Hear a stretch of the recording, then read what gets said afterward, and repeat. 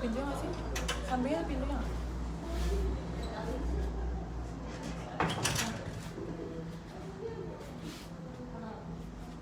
Oh mas, boleh duduk dulu silakan. Oke, sebelumnya perkenalkan nama aku Alisa, mahasiswa psikologi yang akan mendampingi Mas dalam sesi konseling pada hari ini. Pada sesi ini aku bakal jelasin sama supervisor aku. Jadi jika nanti selama proses konseling terjadi hal yang dapat membahayakan diri aku, diri Mas atau orang lain, maka aku akan laporin ke supervisor saya. Terus sesi konseling ini juga akan berlanjut sekitar 10-15 menit. Dalam sesi ini juga akan ada beberapa tahapan, dimulai dari tahap eksplorasi, di mana kita akan mencari informasi terkait permasalahan yang sedang Mas hadapi. Setelah itu akan ada tahap pemahaman atau insight, yaitu proses yang membantu Mas memperoleh kesadaran baru tentang diri atau situasi yang lagi dihadapi sekarang. Dan terakhir ada tahap action, yaitu membahas langkah-langkah yang bisa dilakukan setelah mendapat pemahaman tersebut. Selanjutnya pada sesi konseling kali ini kita akan lebih berfokus untuk mencari informasi terkait permasalahan yang sedang Mas hadapi. Selanjutnya sebelum memulai saya ingin meminta izin untuk melakukan perekaman. Jadi tapi tenang aja, semua informasi yang Mas berikan akan saya jaga kerahasiaannya. Ada lagi nggak yang pengen ditanyain sebelum kita mulai? Nggak ada sih. Mungkin kita boleh langsung mulai aja. Kira-kira ada masalah apa Mas? Ada yang mau ceritain? Jadi mungkin yang aku rasain akhir-akhir ini sebenarnya udah aku rasain dari dulu sih, cuman kayak pendem terus gitu loh. Kayak aku tuh selama ini minim komunikasi sama orang tua. Dari kecil orang tua kan sibuk ya, dari ayah udah emang nggak satu rumah sama ayah. Terus ibu kerja jadi guru, aku juga sekolah. Terus kayak ya dulu emang ketemu paling pagi sama sore. Ketemunya pagi sama sore aja ya? Ya malam udah istirahat kan. Oh ya, malam udah pada tidur. Oke. Ya yang aku rasain ya kita nggak pernah saling cerita gitu masalah. Kalau kita punya masalah tuh nggak pernah saling cerita. Oke, kalau ada masalah nggak pernah saling cerita. Apalagi mungkin kalau sekarang udah kebiasaan ya, jadi cuman dulu aku ngerasain itu kayak ya aku butuh tempat buat cerita gitu. Berarti karena udah kebiasaan dari kecil yang nggak pernah cerita karena orang tuanya juga kan sibuk ya dan udah lama nggak satu rumah. Terus kamunya juga jadi malu ya untuk cerita. Oke. Jadi kayak ya emang karena udah kebiasaan nggak cerita dari kecil, ya sekarang apalagi udah gede ya, masa punya masalah cerita ke orang tua kan kayak ya jatuhnya jadi malu lah sekarang. Malu kalau misalnya ada masalah cerita ke orang tua. Orang tua soalnya juga masih aktif kerja juga kan, aku juga malu terus nggak pengen ngeributin aja orang tua. Mau ributin ya. Oke. Terus tadi kan Mas bilang malu buat cerita, tapi kayak kadang suka ngerasa pengen cerita juga. Ada nggak perasaan kayak gitu Mas kira-kira? Sebenarnya kalau pengen cerita pengen, cuman karena mungkin udah terbentuk ya dari kecil kebiasaan, jadi ya aku lebih milih buat mendem itu sendiri. Kalau semua ada masalah ya aku lebih ngandelin diri aku sendiri daripada aku cerita ke orang lain. Tuh kayak aku lebih percaya kalau aku sendiri aja udah bisa buat nyelesain masalah itu. Gitu. Oke. Kamu nggak mau ngandelin orang lain karena kamu ngerasa kamu bisa sendiri ya. Tapi ada nggak sih kira-kira saat-saat yang mungkin kamu ngerasa kamu tuh nggak bisa handle ini sendirian gitu?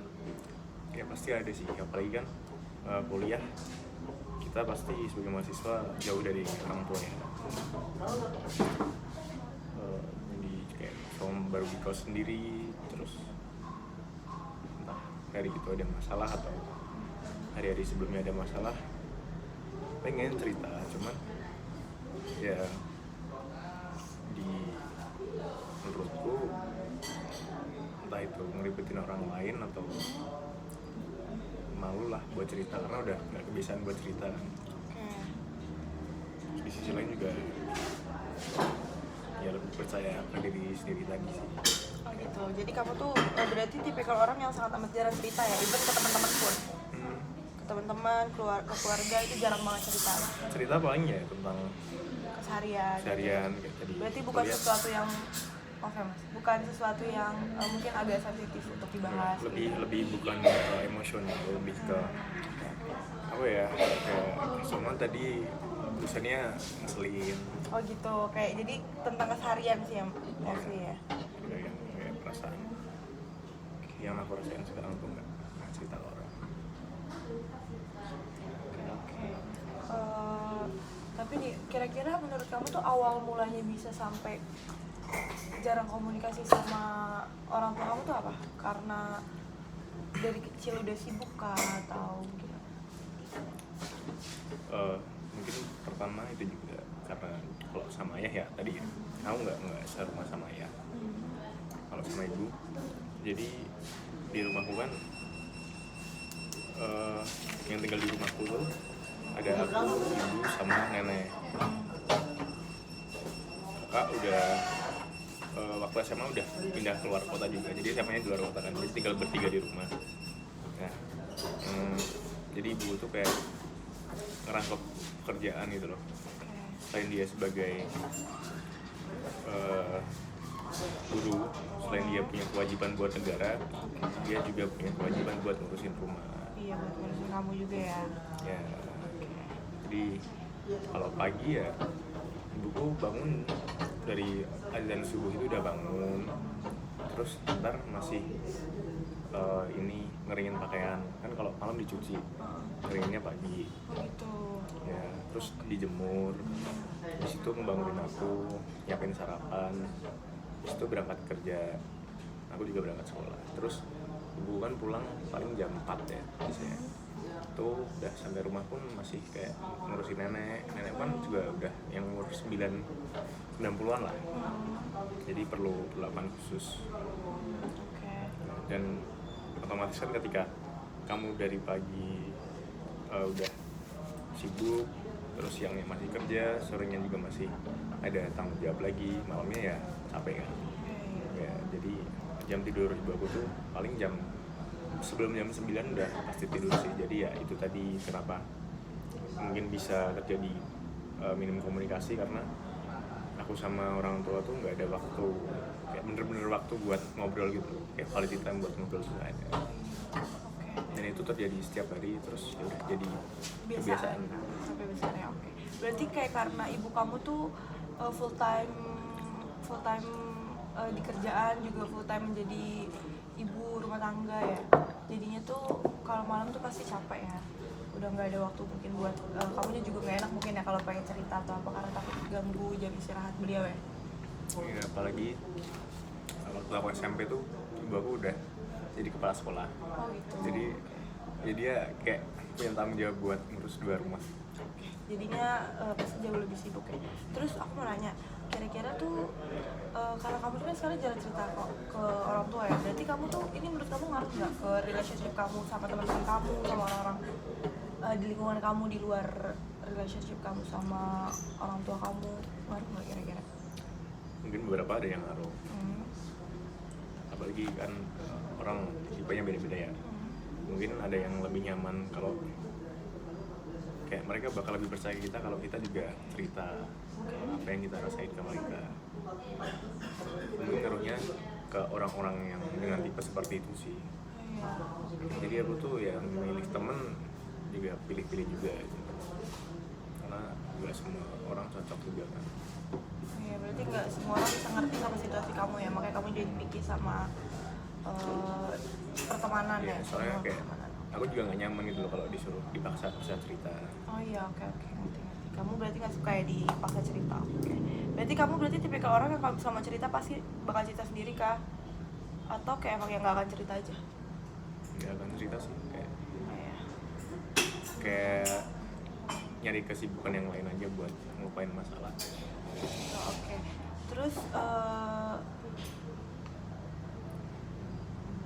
kalau kamu flashback ke diri kamu yang dulu nih ya, misalnya kayak waktu kamu kecil mungkin masih SD, SMP, apalagi SMP kan kamu bilang ibu kamu tuh lagi sibuk-sibuknya karena menjadi kepala sekolah juga kan.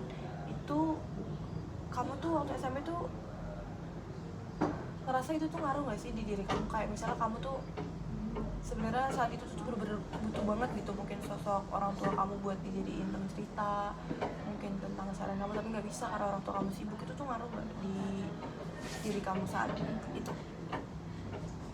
Kalau ditanya ngaruh ya pasti ngaruh, soalnya kan kita jujur umur SMP SMA tuh kayak waktunya kita nyari jati diri gitu. Ya, oke. Jadi di saat itu pasti kayak banyak kebimbangan, kita tuh belum punya pegangan buat melangkah gitu loh.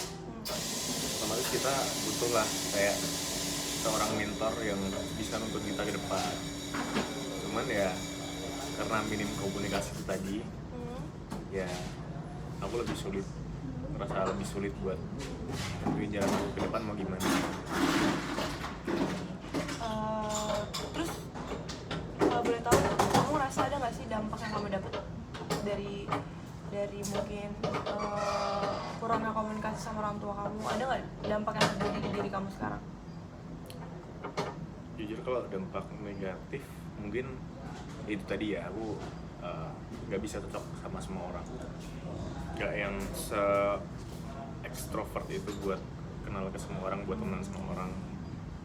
Kalau dampak positifnya mungkin ya aku lebih biasa buat mandiri, karena aku yakin sama kemampuan buat menyelesaikan masalah sendiri. Dan kamu ngerasa juga ada dampak positifnya ya? Oke. Terus kira-kira tuh perasaan kamu tuh gimana sih saat ini deh, kayak atau kalau kamu lagi sedih kayak gitu tuh, kamu kan kalau lagi sedih pasti ya namanya manusia pasti butuh teman untuk cerita ya, dan sementara kamu nih orangnya sangat amat tertutup.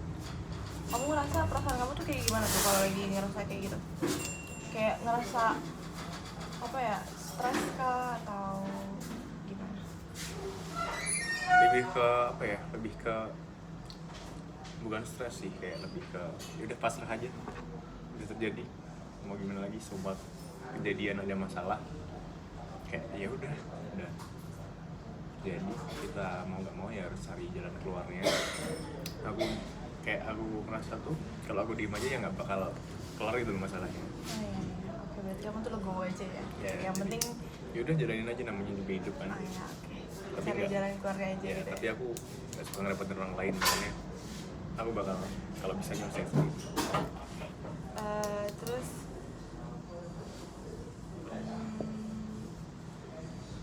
kira-kira harapan kamu apa sih setelah ini?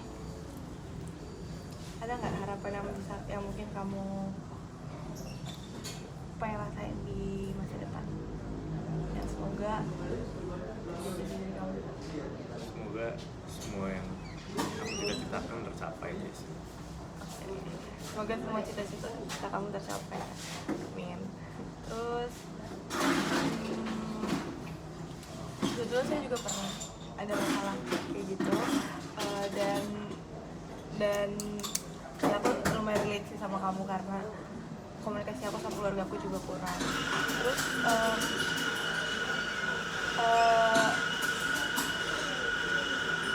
dan aku juga ngerti mungkin karena kamu juga udah terbiasa sendiri ya, jadinya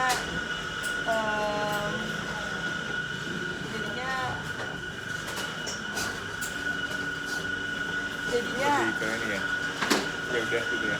Jadi lebih kayak udah gitu ya. Jalanin aja yang ada gitu aja kan. Iya, oke. Yang terakhir aku mau kasih kesimpulan dari semua cerita kamu yang aku tangkap. Kamu ini kan susah komunikasi sama orang tua karena udah jadi kebiasaan dari kecil ya. Udah kebiasaan nggak komunikasi, terus kebiasaan sampai besar dan jadi berpengaruh di diri kamu sekarang. Kayak kamu sekarang jadi mungkin susah terbuka sama orang, terus kamu juga membatasi pertemanan kamu jadi lumayan picky sama teman-teman kamu. Tapi untungnya nggak banyak dampak negatif yang kamu dapat ya, justru banyak juga dampak positifnya. Kayak contohnya tuh kamu sekarang jadi lebih mandiri kan, kamu bilang, dan kamu juga jadi jauh lebih legowo sama masalah. Kira-kira kesimpulan aku bener nggak sama apa yang kamu ceritain tadi? Bener ya? Jadi kita bisa tutup aja langsung konselingnya. Terima kasih ya Mas Aimar udah datang untuk konseling hari ini dan mau ceritain masalah kamu. Semoga harapan kamu bisa segera tercapai.